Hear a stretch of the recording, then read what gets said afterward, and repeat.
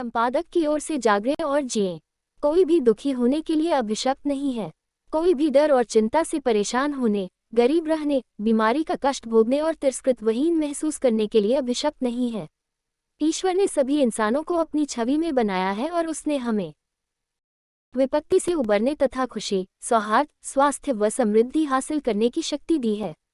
अपने जीवन को समृद्ध बनाने की शक्ति आपके भीतर है। ये कैसे करना है, इसमें कोई रहस्य जैसी बात नहीं है।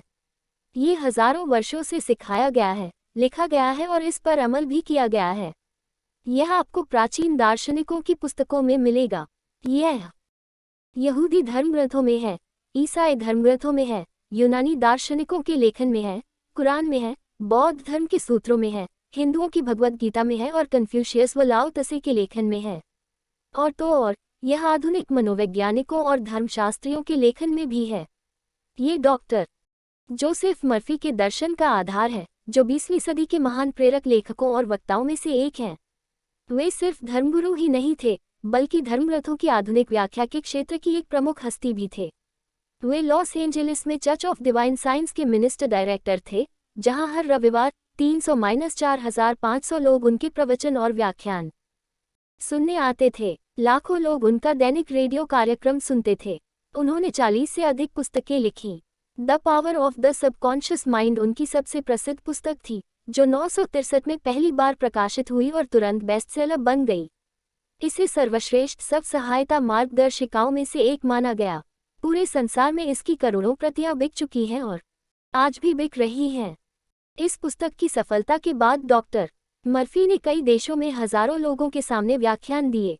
अपने व्याख्यानों में उन्होंने बताया कि वास्तविक लोगों ने उनकी अवधारणाओं के निश्चित पहलुओं पर अमल करके किस तरह अपने जीवन का कायाकल्प कर लिया है।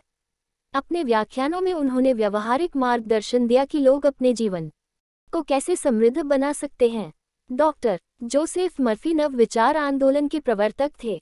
यह आंदोलन कई दार्शनिकों और गहन चिंतकों ने 19वीं सदी के अंत और 20वीं सदी के प्रारंभ में शुरू किया था, जिन्होंने इस क्षेत्र का अध्ययन किया और जीवन को देखने के एक तरीके के बारे में व्याख्यान दिए, लिखा तथा अभ्यास किया। हम जिस तरह सोचते और जीते हैं, उसके प्रति एक भौतिक, आध्यात्मिक और व्यवहारिक नीति का मिश्रण करके उन्होंने हमारी मनचाही चीज हासिल करने का रहस्य उजागर किया।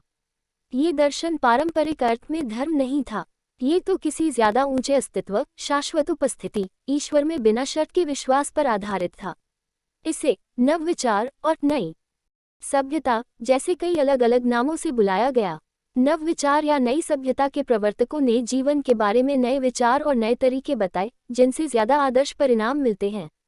उनकी सोच इस अवधारणा पर आधारित है कि मानव आत्मा सर्वव्यापी तत्व के आवेग मस्तिष्क से जुड़ी है, जो हमारे जीवन को आपूर्ति के सर्वव्यापी नियम से जोड़ता है और हमारे पास ये शक्ति है कि हम अपने जीवन को समृद्ध करने के लिए इसका इस्तेमाल करें। अपने लक्ष्य हासिल करने के लिए हमें इसकी दिशा में काम करना चाहिए और इस तरह हम मानव जाति के कांटों और दिल के दर्द सहन कर सकते हैं। हम ये सारी चीजें सिर्फ तभी कर सकते हैं जब हम उस नियम को खोज लें और समझ लें जो ईश्वर ने अतीत में पहेलियों में लिखा था। नव विचार की अवधारणा का सार इन शब्दों में व्यक्त किया जा सकता है: आप जो चाहते हैं वो बन सकते